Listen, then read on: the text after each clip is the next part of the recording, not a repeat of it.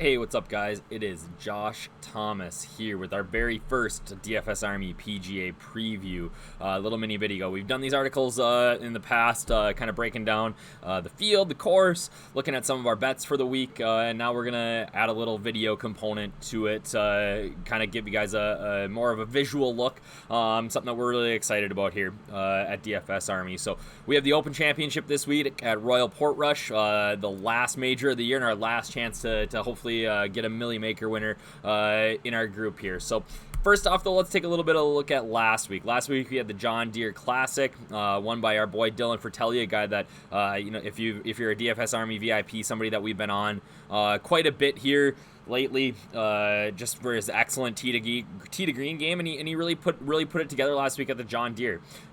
We were also on guys like Johnny Vegas, who had a little bit of a collapse on the weekend that ended up hurting a lot of lineups, but a guy like Russell Henley was one of our core, not a core play for us, but somebody that I wrote up in my Chalk Donkey article, which goes out to our VIPs on Wednesday afternoons, that looks at maybe a little bit of the ownership and where we can make pivot plays. And Henley was a guy that really stood out, a guy that didn't necessarily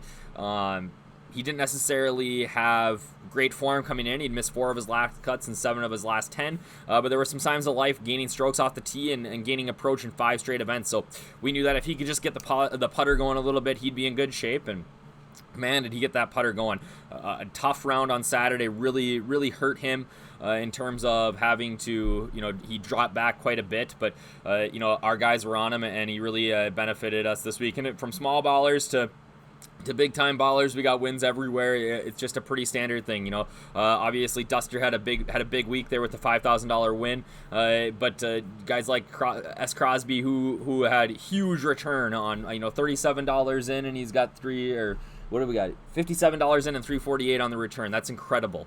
Incredible ROI, and that's just kind of what we do here at DFS Army. Those screenshots are an every week thing.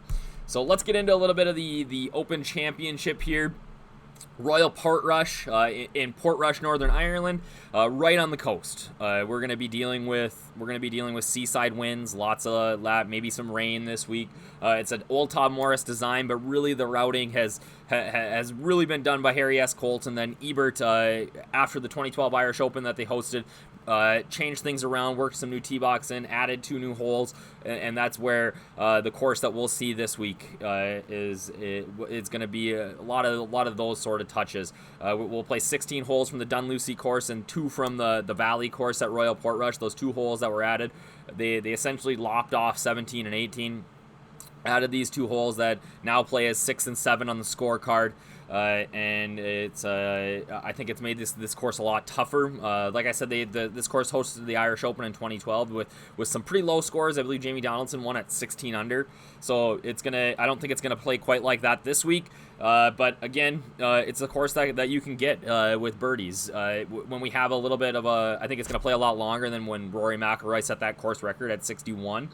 But, it's definitely lots of risk reward here. This course did host a British Open back in 1951, won by Max Faulkner. But since then, Northern Ireland's had some issues, and the R&A hasn't gone back there. They've decided to stick in Britain and Scotland. So it's a really fun course. It's something that I think can play dramatically different, not just from day to day, but morning to afternoon, depending on the wind and the weather, which is something that's really fun for, at least for me. I like it for the Open Championships. And at DFS Army, we'll have you covered all the way up to lock on Wednesday night, looking at, hey, are we gonna see an advantage somewhere? Whether it's morning tee times on Friday or morning tee times on Thursday, and where we can maybe take advantage of that within our lineups. Again, top 70 in ties here. There's no MDF, so you make the cut, you are good to go. Let's look at the scorecard. We got Royal Portrush. It's a par 71, 7,344 yards. Fairly long, especially when you consider that we're going to play into the wind on some holes. So as we look here, we got 1 short par 3, 3 long par 3s, 1 short par 4, 7 medium par 4s. So medium par 4 scoring going to be kind of big here. 3 long par 4s, 1 short par 4, and 2 long par 5s. The tricky thing is that we're going to be playing some of these holes into the wind. So if we look at hole number 6, it's a par 3, 194 yards. Plays traditionally into the wind. All right. So that 194 might be a 220. Well, that goes from, maybe a medium length par 3 to 224, 225, possibly even longer. That's going to be a very, very long par 4 or par 3. So we take these with a little bit of grain of salt because it's gonna change really based on the wind. A 592 par 5, if that's playing downwind, we're talking that's an easy hole to get to in 2. Some of the features of this course that you're gonna want to be aware of is it's not gonna look like a St. Andrews. It's not gonna be that flat British Open style course that's wide open. You can see forever with maybe some wispy rough and these big pot bunkers. That's not what we're gonna see here. There's tons of elevation changes. This is built on a dune. If you know what a dune is, it's a big sandy hills everywhere. They've planted grass, built this golf course in the dunes. So there's tons of elevation changes. We're gonna have tee shots from up on the hill. We're gonna have shots into greens that you can't see them. There's huge dunes, but really moguls on covering the sides of the fairway. So you get off track a little bit, you're in trouble. And then in the fairways on a couple of them, you look at hole number 10. One thing I love about English courses or courses on this side of the world is that they always have names for the holes. Well, hole number 10 is called Himalayas. There's not mountains on there, but there's tons of undulation in the fairway there. So even if you hit the fairway, you're gonna have a tough shot that's either below your feet or above your feet, making a pretty straightforward par 4 at 447 yards fairly difficult based on where the ball is below your feet. The other thing that you should know is there's a lot of OB on this course. Especially you look at hole number 1. There's OB left and right. You gotta, talk about you're stepping up to the first tee. It's maybe your first Open Championship, and you gotta hit a ball down the middle. Anything left or right, a little bit off the fairway, you're looking at OB. There's a couple of holes. I believe it's number 5. Yeah, 5. 374 yard par 4. With the right wind, it plays to the ocean. With the right wind, you can drive it there. But if you push it a little bit on your drive or your approach shot, behind the green you're off the cliff in OB. So you could hit a great shot and it just runs out, and you're in big time trouble. So like I said, there's lots of risk reward here. I really think that what we want to focus on this week is guys who are hitting fairways and guys who are good approach players. Those are going to be key. The greens aren't small, but they're not big by any means, and there is a lot of undulation. So there's these elevated greens have a ton of runoff, so you want to hit these greens. If we sacrifice a little bit with approach, which I think we can do in some spots, what we want to look at is guys who can scramble well. So maybe you're not the best iron player in the world, but if you can scramble around these greens and be able to get up and down when you miss, that's going to be huge. Again, the sharp runoffs, it's a standard British Open. We know what it's like. You're going to see shots that hit the green that just roll a little bit past, and they're gonna run off, and now you're gonna have to chip up and down it. You're thinking when you hit the shot that you're looking at birdie, and now you're hoping to make par and stay away from a bogey. So again, I think it's going to be a very tough test. I think we're going to focus on, like I said, strokes gained approach, strokes gained off the tee, driving accuracy, and a little bit of scrambling and around the green. I don't think this is going to be a putting fest. I think the greens are going to be very slow, especially if we get the rain that's forecasted on Wednesday. Maybe if the wind picks up over the weekend and dries them out, they might run a little bit faster, but these will be some of the slowest greens that guys play this year.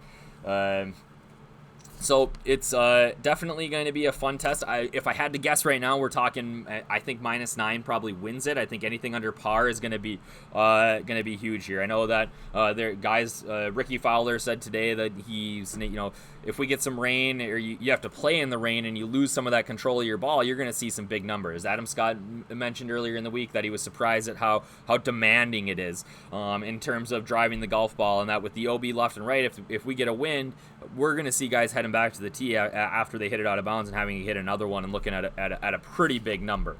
I'm not going to look at weather here yet. I think that's something that we really can't look at on Wednesday. Been talking to a few guys that are over there that are weathermen, so we'll have the edge for our DFS Army VIPs. I'll have some stuff included in the Chalk Donkey article, and then in our coaching channels in the lead up to Lock Wednesday night. Looking at the field, Pulled these from Bovada. Some really interesting odds. We got Rory leading the way. Not surprisingly, Rory leading the way, the native Irishman, right up there at 8-1. Brooks and DJ. Though I saw in some books that DJ is a favorite against Brooks in head-to-head matchups. So the outright market doesn't necessarily reflect that. I think John Ram, one of the best links players in the world, deserves to be ranked there. But we got, as we move back, we got a ton of value. I think Matt Kuchar, I think Hideki Matsuyama are good value plays.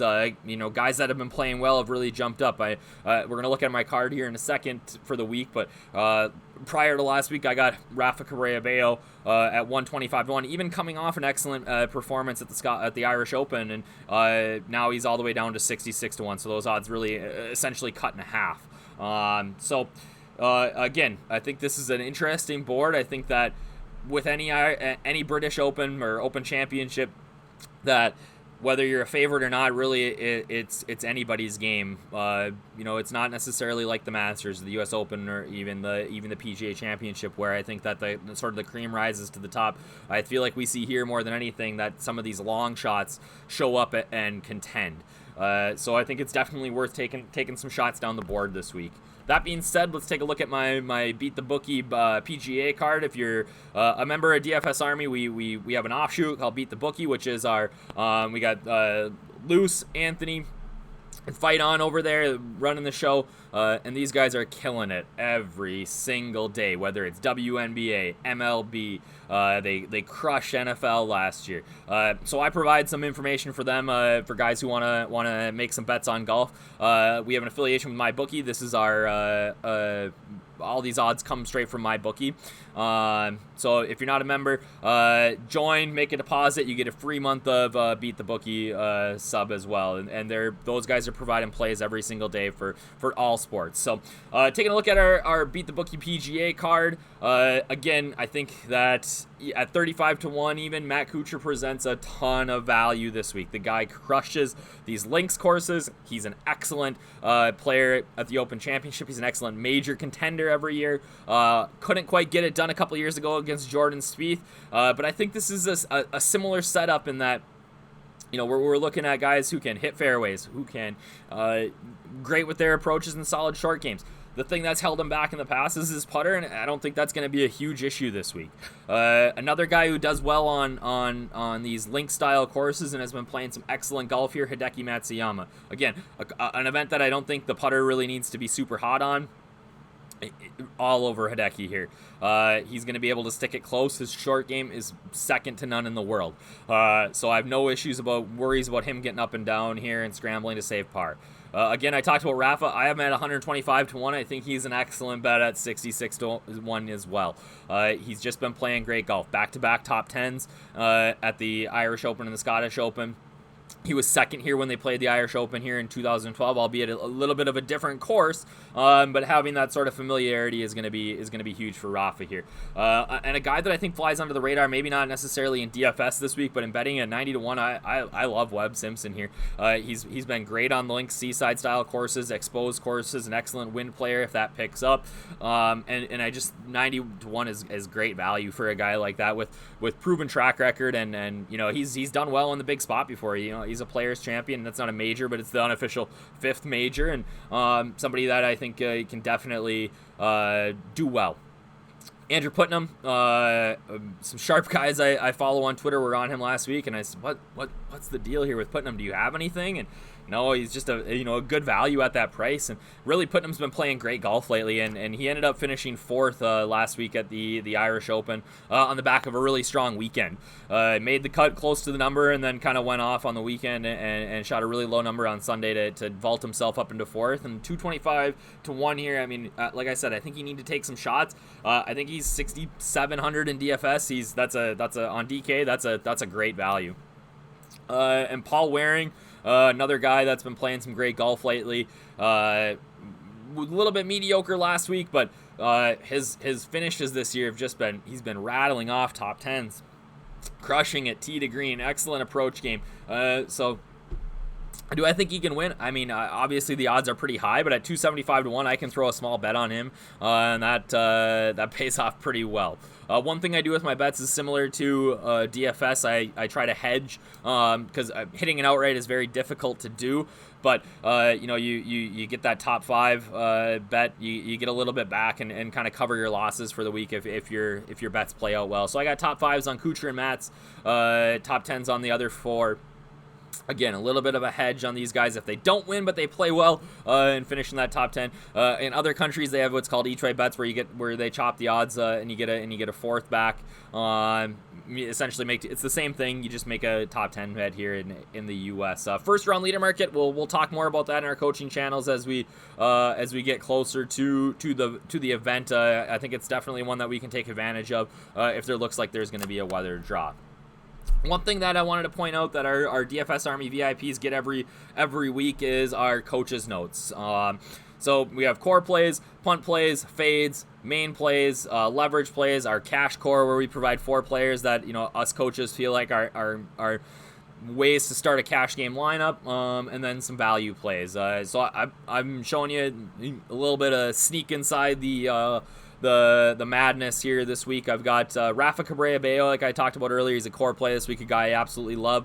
Bobby Mack, Robert McIntyre, young guy who's 22 years old, playing on the European Tour this year for the first time, got up to the big show, and has really been playing well. He's an excellent links player. Liked him last week at the Scottish. Ended up, missing the cut, but I think he can really bounce back here in his first Open Championship. And then a fade. This is maybe a gutsy play, but I just feel like DJ is going to struggle a little bit this week. And for me, when I'm building lineups, he's a guy that I'm not really finding myself on because I want to play Rory. I want to play Rose. I want to play some Tiger and guys up there. So I really think that if we're going to see DJ struggle, it's going to be at an event like this where he's an okay scrambler. If you look at his scrambling numbers, he's very good from 20 to 30 yards off the green. He's okay from 10 to 20, and anything below 10 yards, he's really, I think, he's 116th in the world in terms of scrambling from there. So diving in a little bit, he's a guy that I'm not super comfortable with, but I might end up with a small mold. It might not be a full fade, but again, these are my early notes, and again, this will be populated with 20-30 guys that I'm really finding in my pool, and looking at whether it's an ownership leverage play, 4 core plays, guys that I'm going to be heavily invested in. So we got all that there for our VIPs, but the only way that you can get in on that is by becoming a DFS Army VIP. If you're not a VIP yet, using the code UPNORTH will get you 20% off for life. Kind of our content schedule for this week: our PGA preview, Schnarr's Super Picks. That's going to be out today on Monday. Tuesday we'll have the Research Station and Domination Station up, possibly even Monday night. And then Wednesday is kind of my keynote or my key article for the week, that Chalk Donkey VIP article. Guys, this is I'm not toot my own horn here, but I really dive deep into whether it's the course, I dive deep into the weather, I dive deep into a GPP strategy, how to use leverage plays, how to fade why we're fading somebody, why we're what sort of, hey, so and so is going to be, let's say this week that Rory is going to be 20% owned. Well, how much should you own in GPP? What percentage should you own to get leverage on the field? So again, this is something that I think that I'm very proud of. I spent a ton of time. We're talking about 5,000 and some words here that put a ton of time into it, and I think it's a great resource, and our guys, our VIPs, have had a ton of success using the information in that article. So definitely think about becoming a VIP member this week. Like I said, we got tons of content for you, and not only is that 20% off for life, that doesn't just get you PGA. At DFS Army, it's one price, all sports. So whether you're just playing PGA, as we gear up for NFL here, I think we're second to none in NFL content. We've been killing NBA Summer League. Keg's been, Cash Keg, one of our coaches here, has been just crushing it. We're going to crush preseason NFL. So definitely think about becoming a DFS Army VIP. And we will look forward to seeing you in our coaching channels.